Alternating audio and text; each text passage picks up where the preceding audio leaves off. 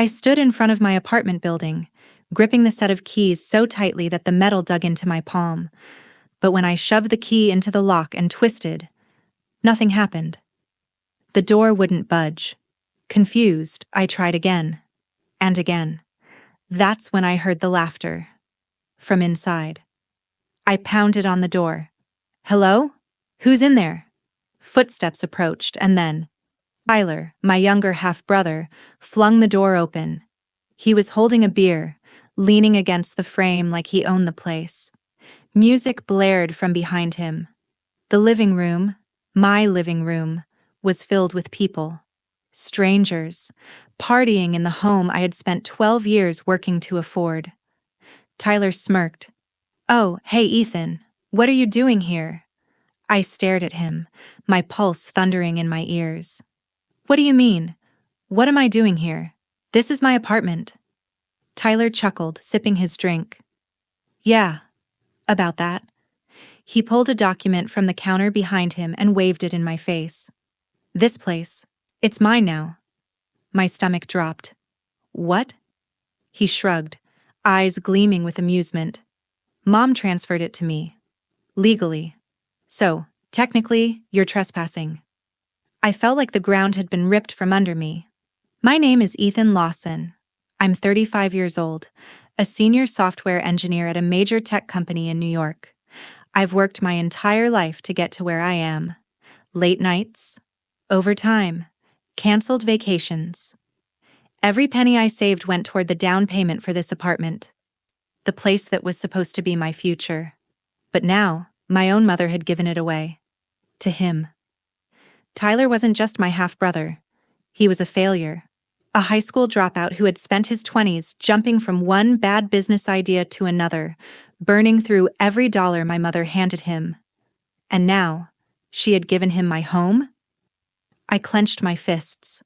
"Where is she?" Tyler grinned, tilting his head toward the hallway. "Inside. Go ahead. Ask her yourself."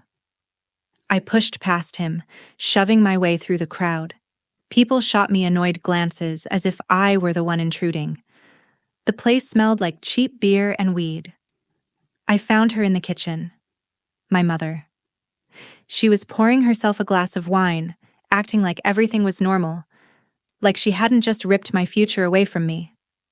"Mom," I said, my voice shaking. "What the hell is going on?" She barely glanced up. "Ethan, lower your voice. You're making a scene." I slammed my hand on the counter. "Making a scene? You gave my apartment to Tyler." She sighed, setting her glass down. "He needed stability. You have a good job, Ethan. You can buy another one." I stared at her, trying to comprehend the words coming out of her mouth. "I worked for this. I sacrificed everything for this. And you just gave it away?" She crossed her arms. "He's your brother." "No, he's not," I snapped. "He's your son. Your screw-up of a son. And you're enabling him like you always do." Her expression hardened. "Don't talk about him like that." I laughed, but it was hollow. "You don't care what happens to me, do you?" She didn't answer. I turned to Tyler, who was leaning against the doorframe, grinning. "You had this planned all along, didn't you?" He shrugged. "Not my fault Mom loves me more." Rage burned through my veins. I took a step forward, but my mother grabbed my arm. "Enough," she said sharply. "You're acting like a child." I yanked my arm free. My whole body was shaking. "This isn't over." Tyler snorted. "Sure, Ethan. Whatever helps you sleep at night." I spun on my heel and stormed out, shoving past the drunken strangers infesting what was supposed to be my home. I didn't know how yet, but I was going to take back what was mine. And when I did, they would regret ever betraying me. I sat in my car, gripping the steering wheel so hard my knuckles turned white. My own mother, my own brother.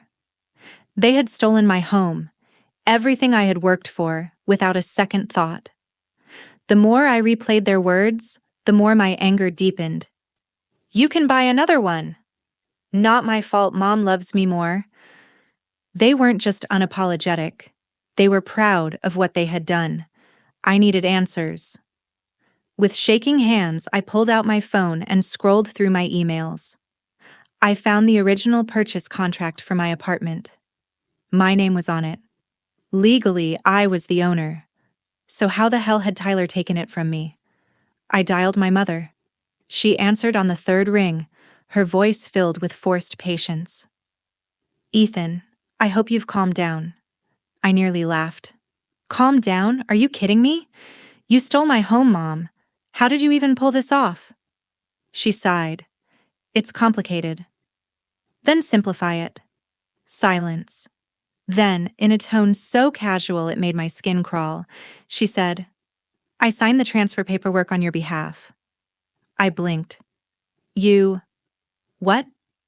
I had to, Ethan. You wouldn't have agreed, and Tyler needed a stable place to live. He's starting a business. He has plans for his future. I could barely breathe. So you forged my signature? On a legal document? It's not as dramatic as you're making it out to be, she said dismissively. I'm your mother. I know what's best for you. And let's be honest, you can afford to start over. Start over. 12 years of grinding, of saving, of sacrificing, wiped away like it was nothing. And for what? So Tyler, a man who had never held a job for more than 6 months, could have a luxury apartment? I clenched my jaw. That's fraud, Mom. Do you realize what you've done? She scoffed. You're being ridiculous. It's family business. No one is going to sue their own mother. I stared out at the city skyline, my heart pounding. We'll see about that. I hung up before she could respond. I didn't go home.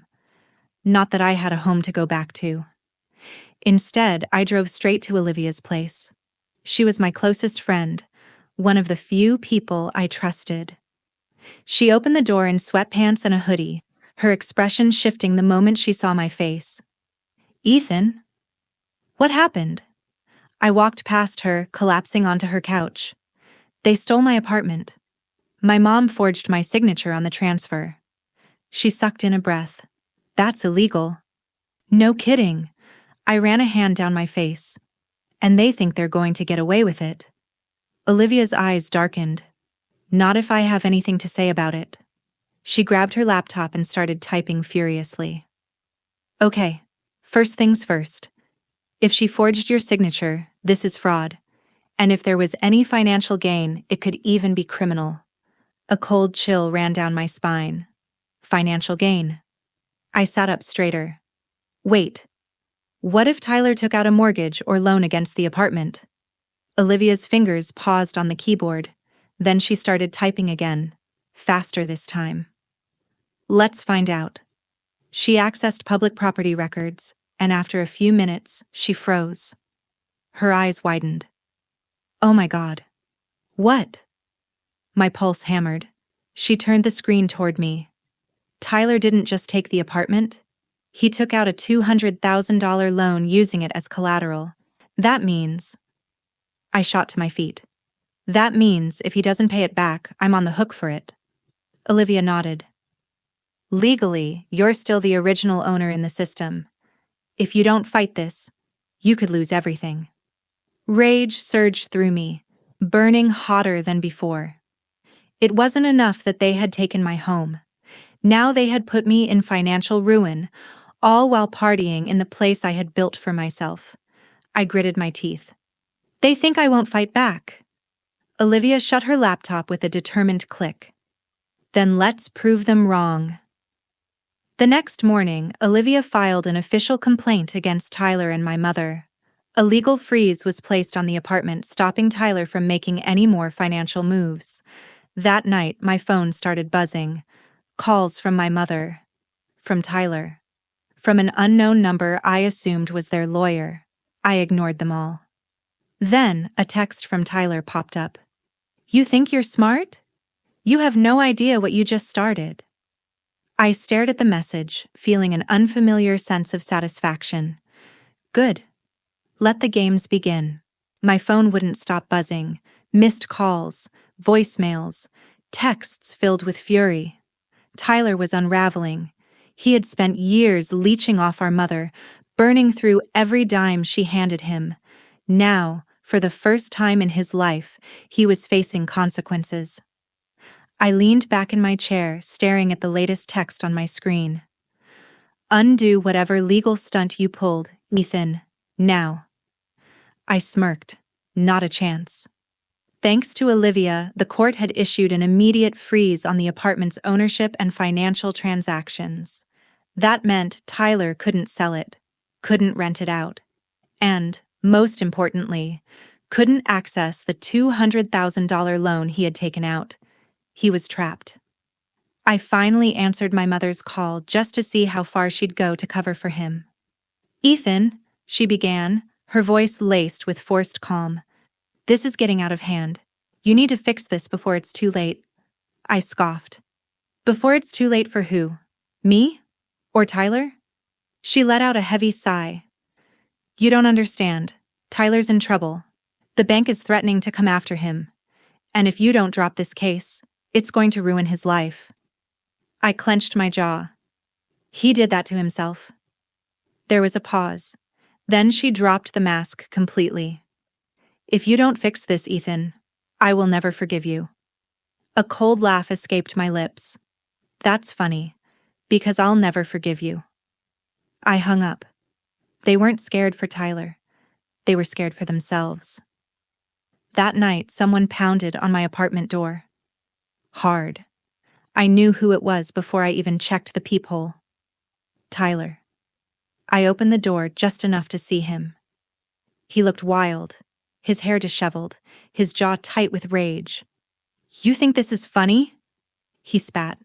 Freezing the apartment? Locking up my money? I crossed my arms. You mean my apartment? The one you stole? His face twisted. I didn't steal anything.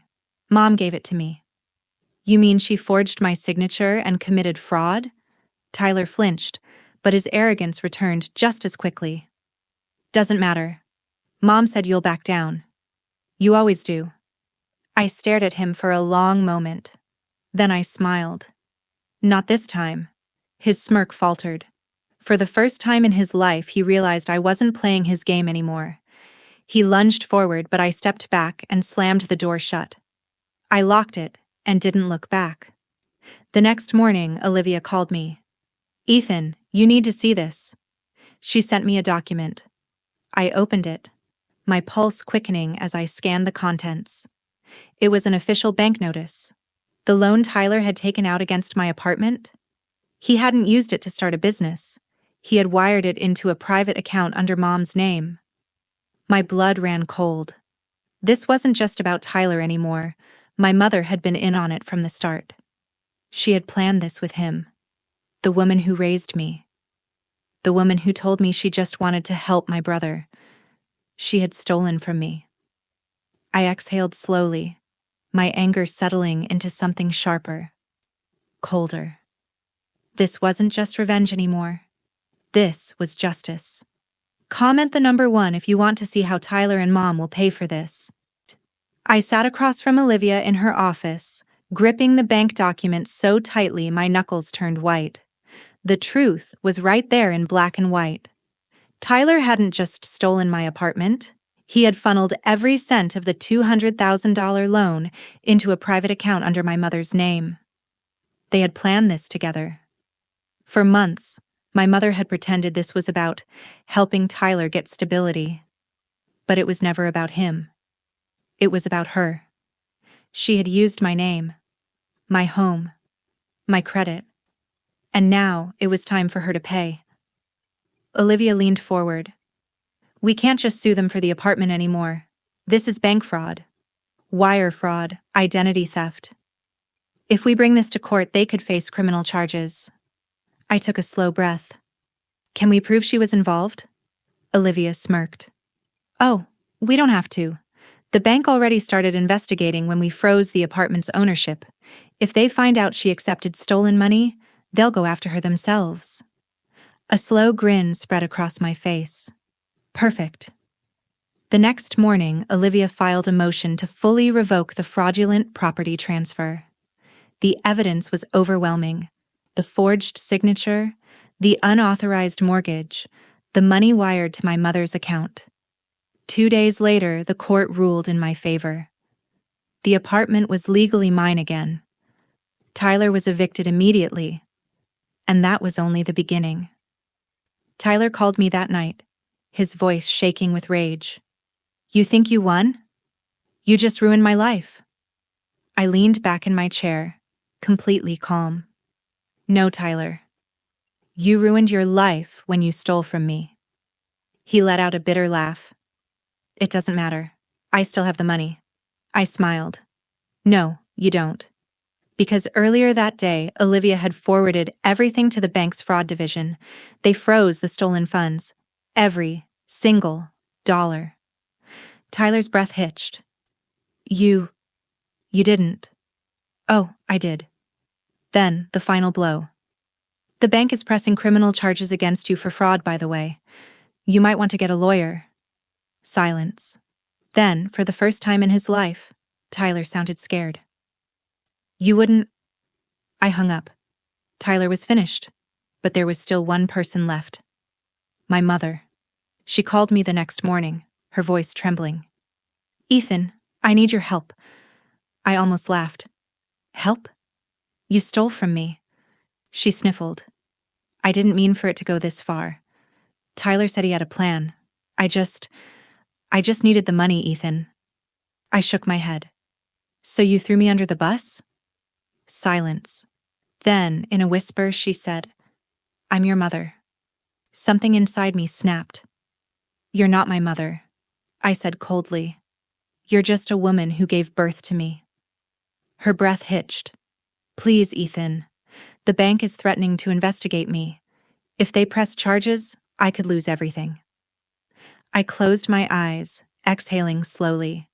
Then I delivered the final blow. They already did.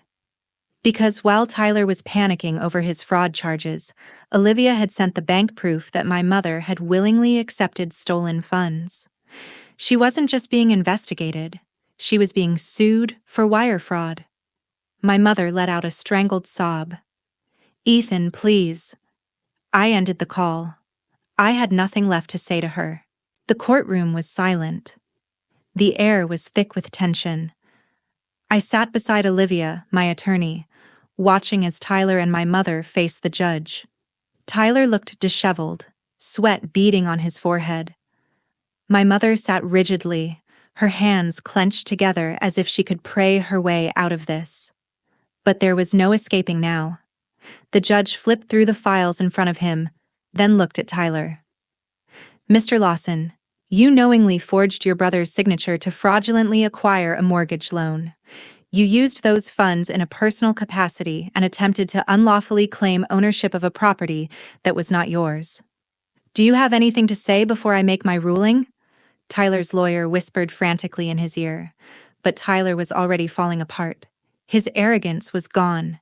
His usual smirk had been replaced with sheer panic. "Your Honor, I didn't mean to—" The judge raised a hand, silencing him. "The law does not care about intentions, only actions." He turned to my mother. "And as for you, Mrs. Lawson, you knowingly received fraudulent funds and attempted to cover up the crime. The court has reviewed the financial statements, and it is evident that you actively participated in this scheme." My mother stiffened, her face drained of color. I was just trying to help my son." The judge didn't flinch. "And in doing so, you stole from another." He glanced at the legal documents one last time before delivering his verdict. "The property transfer is hereby nullified. The loan contract is voided, and all funds will be returned to the bank." Tyler let out a strangled noise. He knew what was coming next. "Furthermore, Mr. Lawson, due to the severity of your actions, you are sentenced to 2 years of probation and are required to pay full restitution to the bank." Tyler's face contorted in horror. "What?" "But—" The judge ignored him. He turned to my mother. "As for you, Mrs. Lawson, due to your participation in this fraud, you are ordered to pay a hefty fine for wire fraud. Failure to do so will result in a deeper investigation into your financial history." My mother let out a sharp breath, gripping the table. "Please, Your Honor, this court is adjourned." The gavel slammed down. It was over. Tyler stormed out of the courtroom, his face red with fury. But I wasn't done. I followed him into the hallway, stopping just as he whirled around. "You think you won, huh?" His voice was low, seething with resentment. "You just couldn't let it go." I crossed my arms. "Let it go? You stole from me, Tyler. And you thought you could get away with it." He took a step closer, his fists clenched. "I lost everything because of you." I smirked. "No, you lost everything because of yourself." For the first time in his life, there was no one left to clean up his mess. No more handouts. No more easy ways out. Tyler had to face reality, and he couldn't handle it. 3 weeks later, I heard through mutual acquaintances that his fiancée had left him. When she found out about his fraud conviction, she packed her bags and cut him off completely. Without her financial support, Tyler was drowning in debt, struggling to pay restitution to the bank. He tried asking our mother for help, but she had her own problems. My mother called me one last time. Her voice was quiet, defeated. "Ethan," she murmured. "I don't know what to do." I waited. I wanted to hear her say it. "I have no money left," she admitted. "Between the fines and the bank freezing my accounts, I don't even have enough to keep my house." I exhaled slowly. "So now you need me?" She hesitated. "I'm still your mother." I let the silence stretch. Then I spoke, my voice firm. "Not anymore." And I hung up. 1 month later, I stood in my apartment, the place I had fought so hard to take back. It was finally mine again. No more Tyler. No more manipulation. No more betrayal. For the first time in years, I was free. I stepped onto my balcony, breathing in the crisp evening air. Olivia sat beside me, raising a glass of wine. "You did it," she said with a smile. "Justice is served." I clinked my glass against hers. "No." I exhaled, feeling the weight finally lift from my shoulders. This isn't just justice. This is the end. Comment the number 1 if you think Tyler and my mother got exactly what they deserved. Don't forget to subscribe for more stories of revenge and justice.